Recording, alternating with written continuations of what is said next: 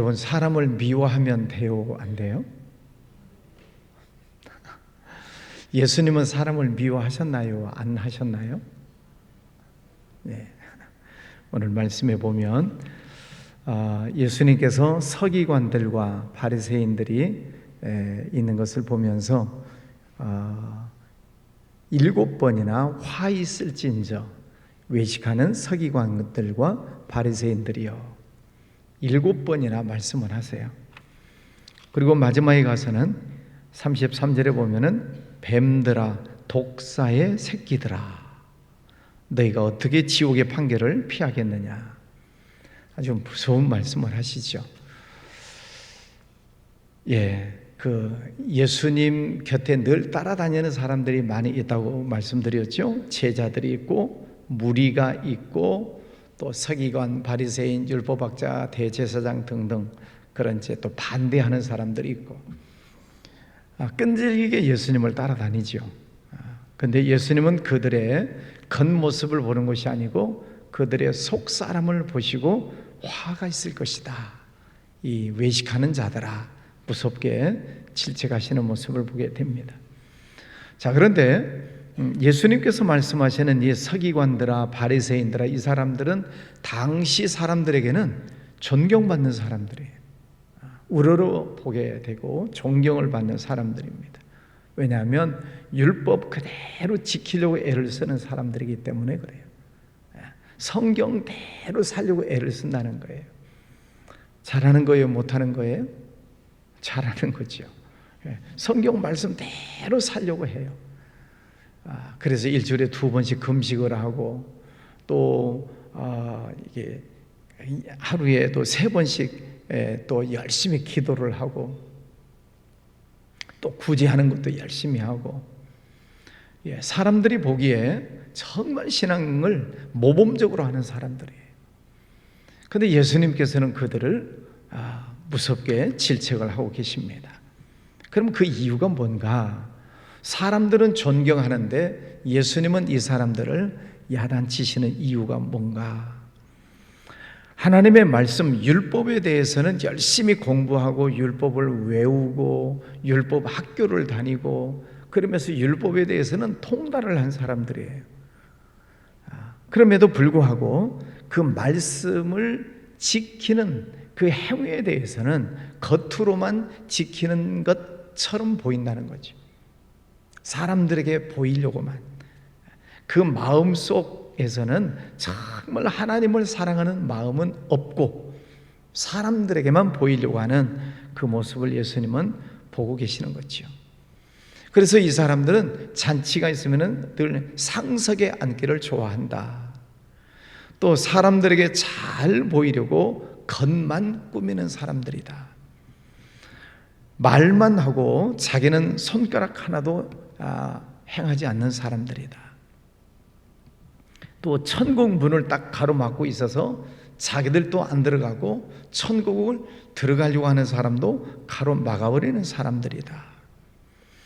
그래서 예수님은 그들의 겉과 속이 다른 것을 보게 되는 것입니다. 겉으로는 의로운 척, 경건한 척 하는데 그 속에서는 온갖 더러운 것이 가득 차 있다. 회칠한 무덤과 같다. 회칠한 무덤. 우리는 봉분을 만들고 묘를 쓰기도 하고 요즘은 이제 봉안당에 안치하기도 합니다만은 이제 이스라엘 나라는 굴을 파요. 그리고 돌문으로 이렇게 막아둡니다. 근데 그 굴을 파고 돌문으로 막아둔 그것을 이제 하얗게 석회칠을 한단 말이죠. 그러니까 무덤을 하얗게 칠한다고 해서 그 안에 있는 시체가 썩는 냄새가 나지 않겠냐. 회칠한 무덤 같다. 겉은 하얀데 속은 더럽고 냄새가 난다 하는 그런 비유이지요. 그러니까 이 사람들이 하는 것은 중요한 것이 무엇인지 중요하지 않은 것이 무엇인지를 구분을 못하는 것입니다. 저 사람들에게 잘 보이면 자기들이 신앙생활을 잘하고 존경받고 높은 자리에 앉고 인정받는 것으로 신앙생활을 잘하는 것처럼 착각한다는 거죠. 그런데 예수님은 그들을 속을 보시면서 그 속마음은 하나님을 존경하는 마음이 하나도 없다. 오히려 악한 것만 그들 속에 있다라고 지적을 하시는 것입니다. 23절에 보면은 화 있을진저 외식하는 서기관들과 바리새인들이여 너희가 박하와 회향과 근처에 11조는 들이되, 그러니까 사람들 보이는 그런 신앙의 행위는 다 하는 것입니다. 그러나 율법에 더 중요한, 율법에서 말씀하고 있는 더 중요한 교리적인 것은 정의, 긍휼, 믿음은 버렸도다. 11조도 온전하게 하고, 그러나 더 율법에서 강조하고 있는 정의롭게 사는 것, 긍휼을 베푸는 것, 믿음을 잘 지키는 것, 이것을 버리지 말아라 말씀을 하시죠. 여러분, 포장지가 중요해요? 속의 내용물이 중요해요? 둘 다. 요즘 포장이 굉장히 발달했잖아요. 그래서 포장을 어쩌면 이렇게 잘할까? 그 내용도 좋아야 되고 포장도 잘해야 돼요. 그러나 더 중요한 것을 따진다면 내용물이 더 중요한 것이지요. 근데 포장은 뭐 그럴듯하게 해놓고 속에는 뭐 지저분하고 더러운 것을 담아 놓는다면 사람을 속이는 것이지요. 이 사람들이 지금 그렇다는 것입니다. 그래서 겉으로만 의로운 척, 하나님을 잘 믿는 척 하지 그 마음속 진실된 마음은 전혀 없다 하는 것을 예수님께서 지적해 주시고 있습니다. 우리도 마찬가지죠. 우리도 사람이 보이니까, 사람이 나를 보고 있으니까 내가 신앙생활도 열심히 하고 기도생활도 하고 봉사도 하고 그럴 수 있습니다. 그러나 사람이 보든 안 보든 내 마음 중심에 하나님을 정말 사랑하고 있는가, 내가 하나님의 말씀대로 살려고 애를 쓰고 있는가, 이것을 더 우리는 생각을 해야 합니다. 내 속에 어떠한 모습을 가지고 있는가를 늘 살펴봐야 된다 하는 것이죠. 22절 말씀에 보면 또 하늘로 맹세하는 자는 하나님의 보좌와 그 위에 앉으신 이로 맹세함이니라. 우리가 살다 보면 사람들과도 맹세를 하고 또 하나님 앞에서도 서원이라고 하죠. 하나님과도 약속을 하는 때가 있어요. 사람과의 약속도 굉장히 중요하죠. 하겠다 그러면 해야 되고, 안 하겠다 그러면 안 하는 것이고, 뭐 합시다 약속을 했으면 시간도 지키고 또 행하는 것도 지켜야 되고, 약속도 중요하죠. 맹세하는 것도, 하나님 앞에서 맹세하는 것도 중요한 것입니다. 그런데 이 바리새인들, 이 화 있는 이 외식하는 자들은 겉으로만 잘 맹세를 잘 지키는 사람인 것처럼 하지만은, 그러나 그 속으로는 역시 하나님의 말씀을 온전하게 지키지 않는 그런 이중적 신앙생활을 하고 있다 하는 것입니다. 이런 저런 모습들을 보면서 예수님께서는 그들은 화가 있을 것이다 하고 이제 7번씩이나 야단을 치시고 있습니다. 그러면서 하시는 말씀은 37절에 예루살렘아 예루살렘아 선지자들을 죽이고 네게 파송된 자들을 돌로 치는 자여, 암탉이 그 새끼를 날개 아래 모음같이 내가 네 자녀를 모으려 한 일이 몇 번이더냐. 그러나 너희가 원하지 아니하였도다. 예수님이 지금 이 이스라엘 백성들, 특별히 그 종교 지도자들을 보시면서 안타까워하시는 거죠. 예루살렘아 예루살렘아, 한탄을 하시는 거죠. 구약 성경 전체를 예수님께서는 말씀해 주시고 있습니다. 그들이 죄를 지었을 때 많은 선지자들을 보내시잖아요. 네게 파송된 자들을, 선지자들을 보내셔서 하나님에게로 돌아와라. 그러면 그 선지자를 때리고 혹은 죽이고 또 죄를 짓고, 그러면 하나님은 또 다른 선지자를 또 파송하셔서 말씀을 전하시고 하나님에게로 돌아와라, 회개해라. 그렇게 많은 자들을 파송하지만은 그들은 그 선지자들을 돌로 쳤다, 죽였다. 하나님의 말씀을 정면으로 어겨버리는 것이죠. 그래서 구약성경 전체적인 내용을 보면은 그 죄짓고 심판받고 또 죄짓고 심판받는 그런 모습들이 반복되고 있는 것을 보게 됩니다. 그런 모습을 예수님은 다 한눈에 다 보고 계시기 때문에 너무나도 안타까우신 거죠. 그래서 예루살렘아 예루살렘아, 선지자들을 죽이고 또 돌로 치는 자들이요, 암탉이 그 새끼를 먹으려 한 것처럼 내가 너희를 안으려고 한 적이 몇 번이더냐, 얼마나 많이 내가 너희를 안으려고 했느냐. 암탉이 새끼 병아리를 모은 것 같이, 어미닭이 병아리들을 한 열 몇 마리, 한 많으면 한 20마리 이렇게 거느리고 다니잖아요. 그 집안에 있는 강아지가 와서 왈왈거리고 물려고 하면은 그 날개 아래에 다 들어갑니다. 날개 속에 다 병아리들이 들어가고, 또 강아지가 와서 왈왈거리면은 그 또 닭이 또 그 눈을 새하얗게 합니다. 그 어미닭이. 그리고 막 쪼아대려고 하죠. 맞서서 싸우는 것입니다. 무엇을 보호하려고? 새끼를 보호하려고. 어미닭이 새끼를 날개 아래 모으려 한답지. 하나님께서 이스라엘 백성들을 그렇게 보호하시려고 날개 아래 품으려고 얼마나 많이 하셨느냐. 그러나 너희가 원치 아니하였도다. 오늘날도 마찬가지죠. 하나님께서 우리를 품에 안으시려고 하나님의 말씀을 계속 전하게 하십니다. 강단에서 전하고, 여러분 유튜브를 통해서도 설교 말씀을 듣고, 방송을 통해서도 들으시고, 하나님께서 계속 우리에게 말씀을 주세요. 하나님에게로 돌아와라. 우리 마음 중심을 보시는 하나님께서 내 마음을 다하고 힘을 다하여 네 목숨을 다하여 주 너희 하나님을 사랑해라 말씀을 해 주십니다. 우리가 신앙생활을 온전하게 할 수 없기 때문에 예수님을 이 땅에 보내주셨죠. 그래서 그 예수님은 우리 신앙의 모델, 어떻게 하나님을 사랑해야 되는지, 어떻게 사람을 사랑해야 되는지 예수님은 모델로 우리에게 오셨습니다. 그리고 많은 선지자들을 보내셨지만은 끝까지 그들이 원치를 않는다.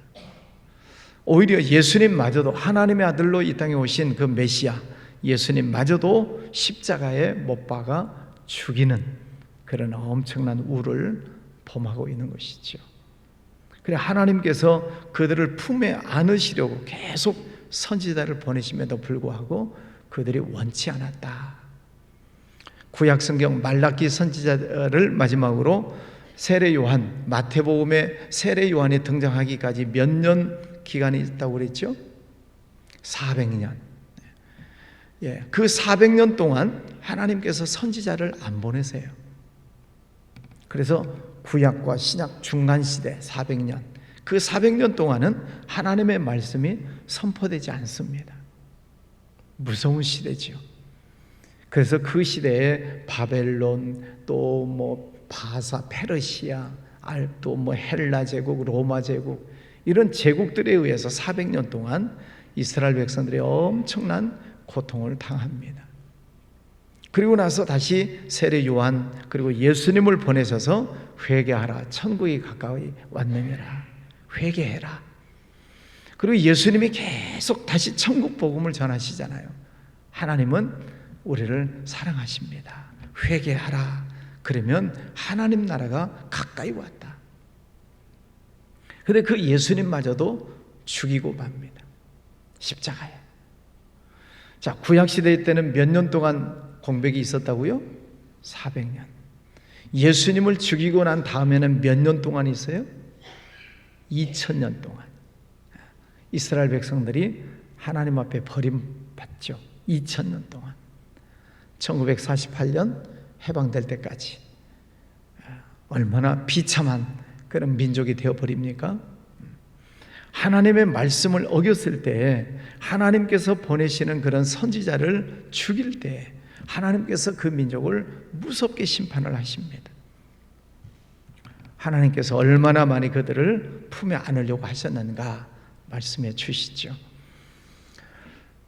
39절 내가 너희에게 이르노니 이제부터 너희는 찬송하려로다. 주의 이름으로 오시는 이여 할 때까지 나를 보지 못하리라. 예수님 이제 십자가에 못 박혀 죽으심을 예고하시는 것이죠. 그러므로 이제부터 너희는 찬송을 해라. 주님 나라에 이를 때까지 찬송하면서 하나님의 말씀을 잘 지켜라. 그렇게 말씀을 해주시고 있습니다. 우리가 신앙생활에 나갈 때 사람이 보는 것도 있지만 그러나 사람을 의식하고 신앙생활을 해서는 안 된다는 거죠. 사람이 보든 안 보든 칭찬을 하든 안 하든 인정하든 안 하든 하나님 중심, 하나님이 나를 보고 계신다. 이 말씀을 우리가 붙들면 바람이 불어도 시험이 와도 흔들리지 않는 거죠. 근데 자꾸 사람을 의식하니까 인간관계 속에서 오는 이런 바람 부는 것, 시험 드는 것 때문에 우리 신앙이 넘어지고 흔들거리고. 여러분, 나를 보고 계시는 하나님을 잘 바라보고 신앙생활 하시기를 바랍니다. 사람 보고 뭐 인정을 하든 안 하든 인정해주면 감사하고 안 해줘도 할 수 없고 그냥 하나님 앞에서 내가 충성하면 되는 것이죠. 아멘이시죠? 마음 중심에 정말 내가 하나님을 사랑하는 마음으로 신앙생활을 해야 쓰러지지 않습니다. 그리고 우리가 다시 이제 천국에 갈 때까지 너희는 찬송할지로다. 그 하나님을 찬송하고 그 하나님 앞에 예배하고 또 주신 사명을 붙들고 내가 충성하고 오직 하나님을 바라보고 나아가는 그런 믿음 생활 하시기를 바랍니다. 지금 예수님 곁에도 그런 서기관 바리새인들이 계속 따라다니면서 예수님을 괴롭히고 예수님을 시험에 빠뜨리려고 곤궁에 빠뜨리려고 그런 사람들이 계속 있듯이 우리가 신앙생활 하는 것도 마찬가지예요. 우리가 열심히 신앙생활 하려고 하는데도 끊임없이 우리 옆에서 내 믿음을 흔드는 경우들이 있을 수 있어요. 하여튼 시험 들게 만들고 하여튼 흔들어 놓고 내 마음을 복잡하게 만들고 이제 그런 시험거리들이 끊임없이 있다 이 말입니다. 예수님 곁에도 있듯이 우리 곁에도 늘 있어요. 그러니까 우리 마음 중심이 하나님을 향하여서 굳건하게 세워지지 않으면 자꾸 사람 보고 넘어지고 사람 보고 시험 들고 그러면 언제 우리 신앙생활을 온전하게 할 수 있겠습니까? 오늘 아침에 다시 한번 여러분의 신앙을 붙드시고 하나님을 바라보고 평생 하나님 잘 섬기며 살겠습니다. 다짐하시기를 바랍니다. 오늘 하루도 주의 이름으로 승리하시기 바랍니다. 기도합니다. 거룩하신 아버지 하나님 감사합니다. 오늘도 귀한 아침을 허락하여 주셨습니다. 예수님 곁에 늘 따라다니면서 예수님을 괴롭혔던 서기관과 바리새인들, 예수님은 외식하는 자들이다, 뱀들아, 독사의 새끼들아, 무섭게 책망하시는 모습을 보았습니다. 아버지 하나님, 우리가 하나님을 잘 섬겨나가려고 애를 쓰지만 또 때로는 우리 옆에서 우리의 믿음을 흔들고 또 우리의 신앙생활을 건드리는 사탄 마귀가 있음을 보게 됩니다. 그것들을 예수 이름으로 물리치게 하여 주옵시고 오직 하나님 바라보고 예배하고 오직 하나님 바라보고 충성하는 우리의 믿음 생활 되게 하여 주시옵소서. 바람에 흔들거리거나 또 시험 때문에 넘어지는 안타까운 일들이 생기지 아니하도록 하나님께서 늘 붙잡아 주시기를 원합니다. 성령 하나님, 우리 안에 계셔서 중심을 붙잡아 주시고 날마다 하나님을 찬송하고 주님 나라 갈 때까지 찬송하며 영광 올려드리는 복된 삶이 되게 해 주시옵소서. 우리의 가족, 자녀들, 또 직장, 사업장 하는 모든 일들, 육신의 건강의 문제 하나님 지켜주셔서 오늘도 믿음의 눈을 뜨고 이것도 감사하고 저것도 감사하고 하나님께 감사로 영광 올려드리는 복된 날 되기를 원합니다. 아버지 하나님, 이 나라를 지켜주시옵소서. 대통령 또 여야 정치인들 붙잡아 주셔서 하나님 아버지 앞에 무릎을 꿇고 하나님의 뜻을 잘 찾아갈 수 있도록 지혜를 허락하여 주시기를 원합니다. 사탄 마귀 어둠의 세력들 이 나라를 짓누리지 못하도록 물리쳐 주시옵시고, 이 나라 정치가 안정되고 경제가 회복이 되고 또 북한과 다시 대화가 시작이 되고 평화를 이루는 이 땅으로 주님 인도하여 주시옵소서. 이제 다음 주부터 진행되는 선교하는 일들이 있습니다.